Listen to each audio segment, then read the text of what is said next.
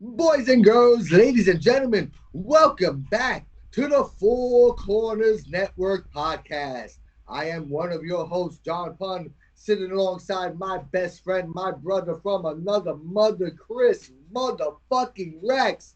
And we have a show that is just all about WWE's Crown Jewel. Uh, Kris, how you feeling today? yeah, I've been a little bit under the weather the past week, but back in action, ready to talk about some Crown Jewel. Now, before we get into Crown Jewel, Crown Jewel almost didn't happen. We got to talk about that. There was a real life threat on Saudi Arabia by Iran, and it was an imminent attack, and it kind of made everybody wonder, like, well, this weekend is a big weekend for WWE. It's a big event in Saudi Arabia. That would be a prime target for a terrorist attack. But they decided to go on with the show. There was a report. I mean, going around the internet that they were going to move it to the performance center. There were a lot of people that were believing it, and I just felt as our podcast, we report news, and on our social media we do a lot of that. I just felt the need to let it out on our social media that was completely false. Like they WWE had not even released a statement about the attacks or anything, because a lot of people were buying into it. And that's the problem with the internet. Sometimes they see something with WWE's logo on it, and And they think it's real. WWE Yep, and WWE never once said that they were going to cancel the show or move the No, show, not at but that all. was the talk all over the dirt sheets Yeah. because people just want to, bring up their own stories. But if those threats were credible, I mean, no, apparently they well, were. no, the threats were credible. It was reported by the Wall Street Journal. They didn't say when the attacks happened. They were just saying that they weren't threatening with attacks. So it was something to think about. But to go and say things before there's official statement, you kind of make yourself look like a jackass. If I was WWE, if I was Triple H, I probably wouldn't have ran the show this once I heard of the attacks, whether it was gonna happen this weekend or whatever. I just out of safety because of what happened the last time when pretty much the whole roster got held hostage. You know, All about that blood money. It's all about that blood money. but that's another thing that to bring up is that if they did cancel, they're under contract to run these shows. They would be in breach of contract by canceling They their would be, show so early, so close to the show. yeah, So yeah, that's just something I wanted to bring up before we actually got they would into have the been paying event. back that blood money. Yeah, they would they would Yeah, have had to pay that yeah. thing. Yeah. But the show went on, and we started off with Brock Lesnar versus Bobby Lashley, Yeah, which yeah. would And shock now, me. I was shocked because when the show was starting, I was in the kitchen and all of a sudden I heard Bobby Lashley's music. I said, "Oh, whoa! They're starting off with Lashley and Lesnar," and I came running into the living room like I couldn't believe it. So There's something I noticed production wise on that. Bobby Lashley started making his entrance, and then they cut to the promo of him and Lesnar, the hype package for them. But like it was just like you see Bobby Lashley start his entrance, and then they went to the video. It was just like the weirdest thing. I was in the kitchen for that, so I didn't see that. Yeah, it was just weird. But Bobby Lashley Yeah, dominated the whole match. yeah. Dominated. The booking to it was pretty good. I like that they had Lashley dominate, but the That ending finish was weak. seemed to be lackluster. And I think for half of the show at the beginning of the show, those endings which we'll talk about were lackluster. But you know, I understand that they were trying to put Lashley over, but they didn't want Lesnar to lose. But I think it would have just been better off if Lesnar lost the match. I think going that route made Lesnar look weak. He barely won. Since when do you hear that about Lesnar? Lesnar barely won. And then he got locked again in Yeah, the hurt lock yeah. and made it look like he was done. Like I understand, it's wrestling he was selling, but it made Lesnar look fucking weak. Like And what everything happened to the felt monster rushed. that The match felt rushed. what happened to that monster that since he came back fighting John Cena has dominated the WWE every time he stepped foot in the ring and came back. It's like that. That just like looked like it destroyed everything they worked on because it really made him look like he wasn't Brock Lesnar anymore. Yeah, yeah, and like I said, the match felt rushed, very rushed. Felt like they were just rushing the match. It was just too quick. Opener. It was the opener. They should have milked it a little bit. Yeah, yeah, especially a big match like that they were hyping Lesnar and fucking Lashley too. And that, it is what it is. Lesnar's return was great. Yeah. You know, the way it was they unexpected, built that. Yeah. Mm-hmm. It was beautiful. I hope it did. And I think this rivalry is going to continue. I would. If not, it makes Lesnar look even weaker. Now you're not even going to let him get a comeback. You know what I mean? Not even let him get his strength back. Like, nah. There was a couple of questionable things on the show, like you said, that we're gonna get to. But really, that Lesnar match, I just really think it made Lashley look strong, which I don't think he's really looked this strong in this feud against Lesnar so far. So I'm glad that they made Lashley look strong, but they made Lesnar look weak in the process, and that's what you don't want to do as bookers. You don't wanna make one guy look stronger than me, especially when they're two big household names, big money drawers for your company. Lesnar went along with it, though. You got to think this point of his career, he had say in what goes on in these matches. So, what was his mindset with going along with this? Or it could come down to them. They were trying something different, and it didn't really work the way they want. You know what I mean? It happens. All right, we're gonna go out there. We're gonna try this. Again, as a wrestler's perspective, now that I'm not thinking as a fan, I'm starting to think deeper into it. All right, maybe they tried something different that they thought would have been something shocking. Let's try this with Les. Let's try this. And they just didn't get the reaction that it was supposed to. It happens. It happens. Yep. So now the next match, we moved on to the women's tag team titles. I enjoyed this match. Asuka and Alexa Bliss defended their newly won championships against Damage Control's Io Sky and Dakota Kai. Yeah. Try saying that fast. Yeah, right? But Io Sky and I really enjoyed this match. Io Sky. Fuck! I was 2.5 in. I lost it. I really say their name. I really enjoyed this match. The women lately on these pay-per-views, premium live events, they've been killing it, bro. They've been fucking killing it in their matches. It's no.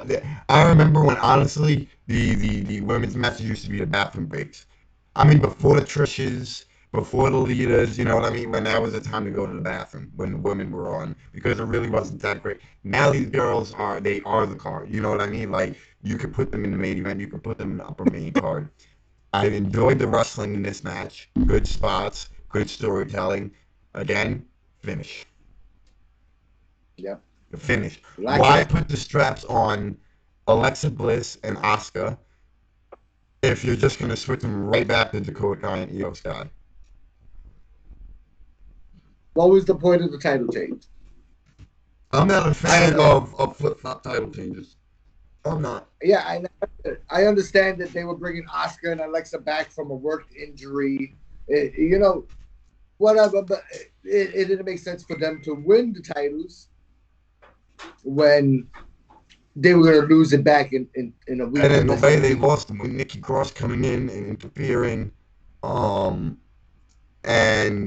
something that... Which made no sense because when they won, Nikki Cross attacked all of them. Yeah. So now she only attacks Alexa and Asuka. So the confusion there is like, well, what are they doing with this Nikki Cross situation? Yeah. Well, like, what are mindsets with that? What's the story? What's the story behind that? Yeah. I've been thinking the same thing. She's just on her own. Now it looks like she's helping Damage Control. Yeah. When from fans' perspective, she attacked everybody. She's a mad woman coming back, blah, blah, blah, blah, blah. Now she helped Damage Control win the titles. Yeah. That's what happened. Now, so the booking there, again, is confusing, is weird. something I noticed during the promo that Oscar and Alexa were cutting before the match, they had that little Bray Wyatt logo flash on the television screen there. Uh, so I mean, they may be hinting at something that maybe they're taking the title off of Alexa Bliss, is starting this changing back into Sister Abigail. Yeah, but again, why even put the titles on them in the first place? I don't know. I really don't know. That was confusing booking. It was a confusing booking. Um, but good match, good wrestling match. I just think when they have a good match like that and then a weak finish, it it takes away It from the takes a little match. away. Yeah, it takes Yeah. away from that match definitely. I did like the Io Sky and Dakota Kai's gear. They are from Overwatch. It looks like, because they're not allowed to dress, show skin in Saudi Arabia. So I like that during that time when they go to Saudi Arabia, the girls, the females, kind of pull out like some cosplay stuff. And they, Yeah. they chose to do it would seem like to me Overwatch from the video game Overwatch. So that was pretty cool. The Tower of Doom spot they did. Oh, perfect. Perfectly. Perfect. Cleaning. Whew. A lot of times it's a little scary seeing that. They did it fucking perfect, but again, Yeah. another confusing finish. Another confusing Yeah. finish.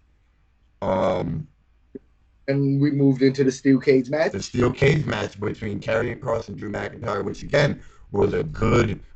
I think it was a good. I'm not gonna say it was the greatest steel cage match. They could have done more, but um, it it was good for what it was. I think But it big told a good fight. story. Both men looked strong, but again, that the finish, which we talked about before we got on air, um, why we think that happened, but it was just a weird finish of having them both. It was just because I just felt it could have been a stronger finish again. Definitely, definitely. I understand exactly. Like we said earlier. I think they did it to try to keep Carrion looking big and strong. Yeah, He wasn't knocked out, wasn't hit with a big finish and laid out. He wasn't pinned. He didn't submit. They both were exiting the ring at the same time. I get their idea behind it, but I think the way it looked on TV just was boring. I yeah. guess the way it wasn't appealing. Again, that can also come down to let's try something different. Let's see how it works out. And it didn't come off, as spectacular as they expected it. I did like the idea of that of them both. I think they could have milked it more. How instead of Drew's quickly climbing, like milked it a little bit more to where maybe Karrion Kross had one leg out and Drew was one foot down, and it all came down to one more leg from each guy, and then Drew dropped it. I think that would have made it look a lot stronger. Yeah, that does make a lot more sense. Just milk. They love to milk things. Just milk that a little bit more. But I Yeah, think again, like we said, it was a finish that protected both of them. I think it was better. yeah, It was better than their Extreme Rules match. I think I, that's for I sure. think it was. Yeah, that Um, is for sure. Next Yep, up, yep, yep. we had the OC versus Judgment Day, and Punn, who did not like, did not like. Okay, ending was lackluster. Lackluster in my eyes. Others may see differently, We knew but we knew Rhea Ripley was going to be a factor in this match, and we were talking and about. so would have been the perfect time to bring AJ's help for Rhea Ripley. Why save it for Raw? Why save it for Survivor Series? What a show to do it at. And Charlotte Flair, mark my words, I don't know if anybody has heard it yet or thought about it yet, but Charlotte Flair is going to be AJ Styles' help. I just thought it was happening today. What a day, what an event. Why wait till tomorrow? Because you saw the way the OC was outside the ring after the match, like, again, looking all miserable because of Rhea. And it looks like they might be saving it for tomorrow. Yeah. I mean, for Monday on Raw. Why? This is a big show. There was really nothing big in this big event. Yeah. You know, I mean, the main the event, main event was incredible. phenomenal, but that was it. That was it. In which we're gonna go into the rest of the matches. Again, the wrestling during the matches was great. Great wrestling, and then Well, no song. there were 2 points in this match. Where in the beginning, you called it. We tweeted it. Charlotte Flair evens the odds in this match. Okay, but that's what we had tweeted it when it said it. And then when Rhea Ripley started getting involved in the match, Prana said, "Here she comes." Dot dot dot. And then she And comes. I was you guys had to see the look on Punn's face this whole time. We're both waiting for Charlotte Flair to come, and the look on Punn's face when it doesn't happen at all. Like there's no help for AJ. Like no one comes out to help me. I went, "Boo, I'm not happy Yes, at that all." was the next tweet. That was Punn's next tweet. It was, "Boo, I'm not happy about this one." Um, And I I felt today would have been the best day to pull the trigger on Charlotte or on any female hired help AJ gets. But I'm still marking it. That's my pick is Charlotte Flair is going to be AJ's help when that happens. yeah. I don't know. I'm thinking a couple people, but Charlotte Flair, it makes sense to be Charlotte Flair. Yep, It does make sense to be Charlotte Flair. Um, yep, yep. I don't think the card would have been any better or worse without that match. So again, that's how I felt about that match. There was a few cool spots, I but think the card is better with Charlotte Flair added to it. yeah, They had no returns, no big surprises for this show. That like there was nothing that was surprising except Logan Paul's performance. yeah. That was And, wonderful. But we're gonna there get to was that in the main event. yeah, But there was nothing. yeah, it was missing What something. was the next match? The next Was it match Omos? was Omos versus Braun Strowman, and the first thing we're gonna talk about is Omos has gear, bro. Here, I love it. yes, Omos has finally arrived. He came out with beautiful ring gear. That hood, that chest protector, his tights. He actually looked good. Yeah, yeah, No more, like dicky pants. He looked like a professional wrestler, and he made his giant stature look good in his gear. yeah, yeah. And it made me want to watch him because I'm like, okay, now this guy's got he's got it, you know. And I noticed he started working the hard cam. He started working the cameras more, and he's starting to Every get it. time, oh, right at the hard cam, the moving hard cam, Yeah, the beauty, man. He's getting it. I think he has arrived. I still again lackluster ending. Omos dominates Braun yeah, Strowman. Braun Strowman hits one move and wins. That right there, in my opinion, made Omos just look weak after that domination. Could have took 3 power slams to beat him. Get a kick out once, get a kick out twice, but one power slam and that's it. The match is over. I think that defeated the whole purpose of Omos dominating the match, looking this like the monster among the monsters, and then like that, it's over. yeah. And I get it. Oh, he slipped up, you know, whatever. But again, it could have been a better, stronger finish for Omos to Yep. look good. It made Braun Strowman look like, oh, whatever. I win another match. You know, like it Yeah. wasn't. Again, the finishes on this card were, Well, weird. yeah, they Yeah. weren't strong. It didn't feel like a strong card. Um, Yep. then But Omos did, and Omos did open eyes. he I did, will make that clear. yeah, Omos did show up today. yeah. He was definitely on point on his game. He dominated again. He should have went over, honestly. I don't think Braun Strowman has anything to gain by going over. Almost Yeah, has everything to gain by going over. Let the guy get mhm. over.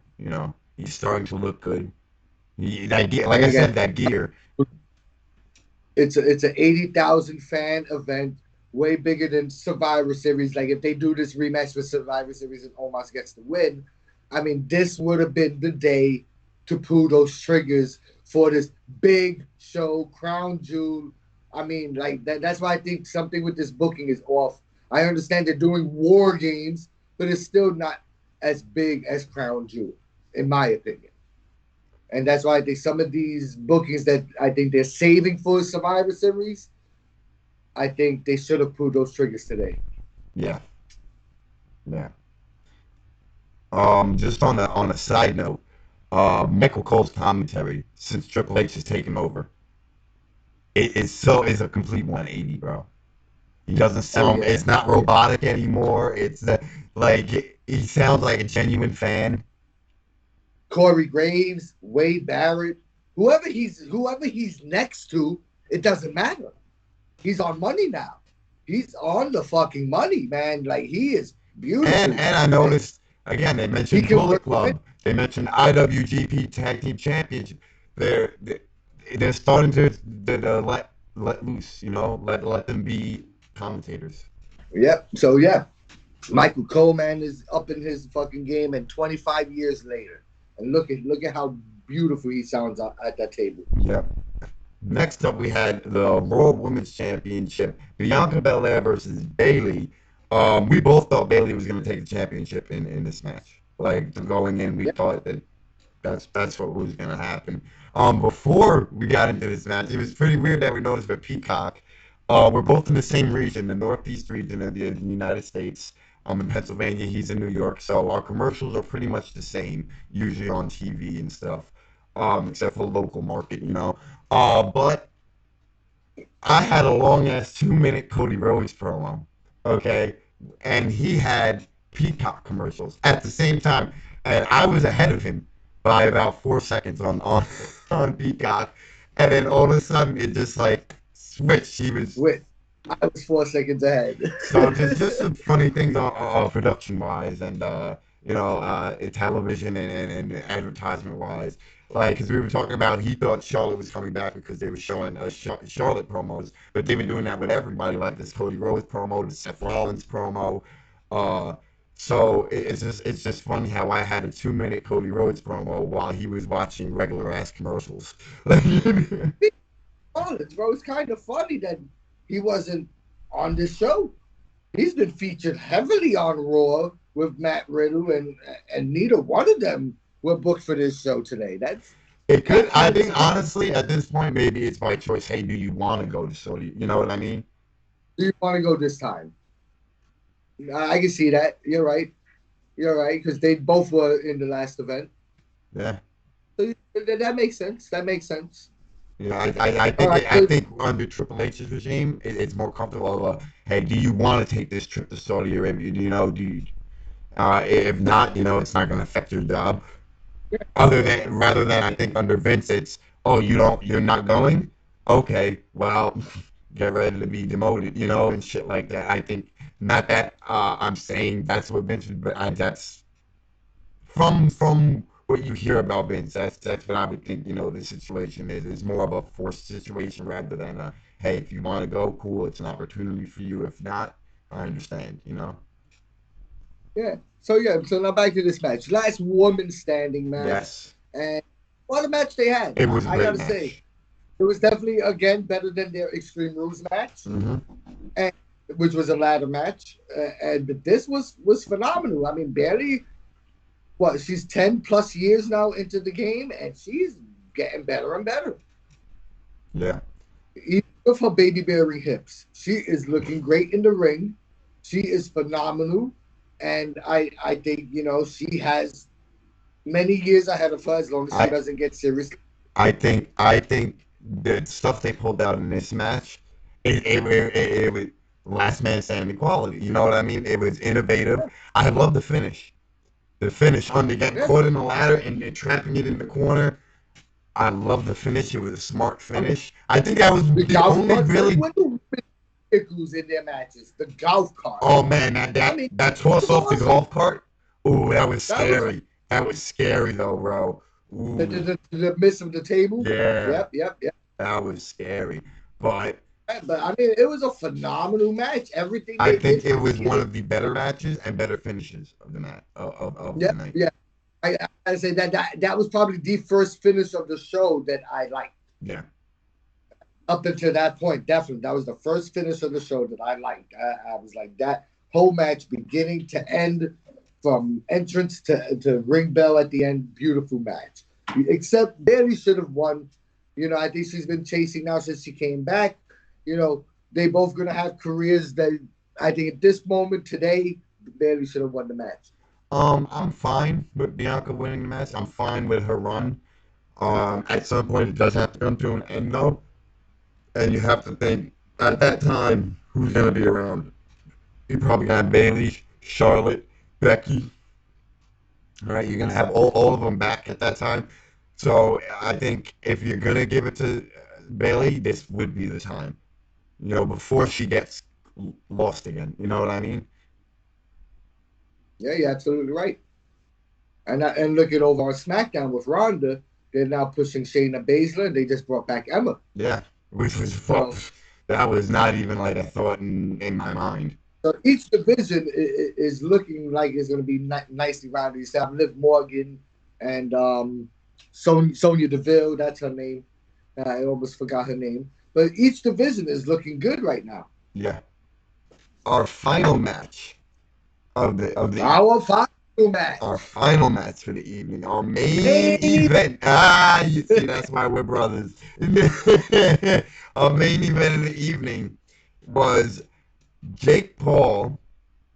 No, it was Logan Paul. My No, bad. Our, you gotta leave that in. our final match of the evening was Logan Paul versus Roman Reigns for the undisputed WWE Universal Championship. Um, I was very surprised at Paul's performance here. I was not expecting it. I 100% will tell you I was a hater leading up to this.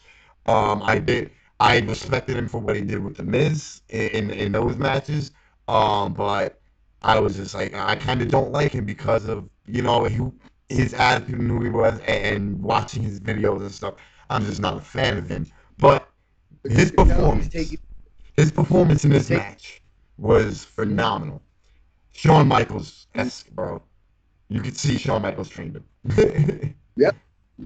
Like I said, you can see he's taking it serious. You think these outsiders, they're coming in just for paychecks, but this Logan Paul was very seriously taken in my eyes in this match. I think those days even though I think those days are over. The days of the stars coming in and not taking it seriously and collecting a paycheck. When was the last time that happened? that is true. That is true. Because like you said, even his match with the Miz and their tag team match. But Bad Bunny, look at Bad Bunny, the way he performed. I mean, when was the last time you seen one of these celebrities come in and not take it seriously? Yeah, you're absolutely right. You're right. And at least not train. You know what I mean? At least train. He definitely looked WWE material. If he did this full time, think about that. Logan Paul can sit there and say, if he never wrestles again, he can say, I was trained by Shawn Michaels. Motherfucker could go to the Indies and make fucking buku bucks on the Indies because of his performance tonight, bro. Yep. And that little highlight package of Shawn Michaels training him. Bro, I'm kind of jealous. I'll be honest. I'm kind of like, this motherfucker got to train with Shawn Michaels. Like, even if it was just a week or 2 weeks or a month. And Shane Helms was there too. Oh, Watch that package again and look at it as they're showing him training. You see Shane Helms there too. He's being trained by Shane Helms, and there was a third person that I couldn't make out, but I think it was Drew Gulak. I said his name wrong. But yeah, there was a third person that looked very similar to Drew Gulak, and I think all three of them was in on the training of Logan Paul, which is phenomenal. Yeah, he fucked up Roman Reigns in this match. Like this. Yeah. And Paul Heyman, he makes everything so much fucking better. Yes. I mean, he made you believe Logan Paul was gonna win this match. Just Yeah. watching the outside of that ring. Like his reactions and his mannerism, his facial expressions, like alone, just money. Yeah. You don't even need it to be Roman Reigns and Logan Paul. It could have been Chris Rex and John Punn. With just Paul Heyman doing all that, that fucking match is money, man. Like, yo, I was watching him. I loved every second of his reactions out there. Every second. The story told in this match, it was a main event quality match. Again, going into this, I did not think it was going to be like this. Nope. I'd like to see, I hate to say it, but I like to see Logan Paul again, wrestle again, you know? Even before the outside interference, which what I was saying to you, I think they are leading this to be War Games. They had the two guys that the Usos dragged over the barricade. You have Jake Paul coming out, and you have the whole bloodline. I think they are trying to set up War Games between Jake Paul's bloodline and Roman Reigns and the bloodline. I mean, Logan Paul's bloodline. And that's what it looks like. That's what you're going to use the War Games match on? I think that's what they're doing. Because that's what else? What other stable like beside? Oh, right, Judgment Day? The Judgment Day, right? With these guys, and then that's Charlotte's debut. That's when they bring out War their Games, mystery Flair, woman. Charlotte Flair, War Games, the Flair name. That could be when they bring out. All right, maybe I'm wrong with the Bloodline versus Bloodline in War Games, but I have an inkling that's where it's leading to. It could be Judgment Day versus the OC with Charlotte Flair debut, but there could be two War Game matches too. You never know. Hmm? There's Raw and SmackDown, and that's two different Raw and SmackDown storylines. So it could be one for each show. Raw will have the OC and Judgment Day. SmackDown will have the Bloodlines. Could be possible. Could be possible. But we'll see. We'll see where that goes. But I think so. You got The that bubble gut gut, feeling? when you get that feeling and it's spinning, like I have a feeling it's gonna be that Bloodline versus Bloodline crap. But we're gonna get to see more of Logan Paul doing some crazy shit. Yeah, 100%. I mean, he looked phenomenal in this match. And for Roman Reigns also to put him over. You know what I mean? Yeah, even after the match with what you have behind you, when he was on that entranceway, he was still putting over Logan Paul in a way. Like, you're never going to take this away from me. But he was selling his everything. And, you know, he was still mounting off to Logan Paul all the way up the ramp. Yeah. So, I mean, it was still putting Logan Paul over. That's the way I looked at that. He was still putting Logan Paul over. And I can see that the way it ended with Jake Paul getting involved, it looks like it's going to be a stable match. And I mean, overall, I wouldn't say it was a crown jewel event at all. But the main event, The main event, and you know what? At the end of the day, that's what was selling the tickets. You know that, and I just wish the other matches had stronger finishes. Not that they were bad matches. It's just they could have had stronger finishes. We said that there was great wrestling in all the matches, but those finishes was just confusing as fuck, man. It was like, But yeah. I did like I said, they made up for it with the main event and the last woman standing match. Yeah. I gotta say, both those matches to end the show were on the money. 100%. And ladies and gentlemen, I guess we're gonna end the show on that note. Thank each and every one of you for tuning in to the Four Corners podcast. If you want to stay updated throughout the week about when we're posting shows and the news that we break, the news we talk about, you can find us above Punn's head at Four Corners Net. I love when he does that, Jake. At number 4 Corners Net. You can find me on all social media platforms at Rex Wrestles. That's REX Wrestles. John Punn, tell them where they can find you. Again, you can find me simple on Facebook, Twitter, Instagram at John Punn, JONPUNN. Simple, nothing hard to look up. Find me, listen to us. We are phenomenal. Take it. Well, thanks each and every one of you for tuning into the Four Corners Network. You can find other Four Corners Network podcasts such as Territory Talk and which we're taking a little break from right now, the Four Corners Rewind, but that will be back. We're going to try to keep posting more wrestling content for you on our social media. Again, thanks to each and every one of you for tuning in to another episode. As always, be excellent to each other and keep supporting pro wrestling.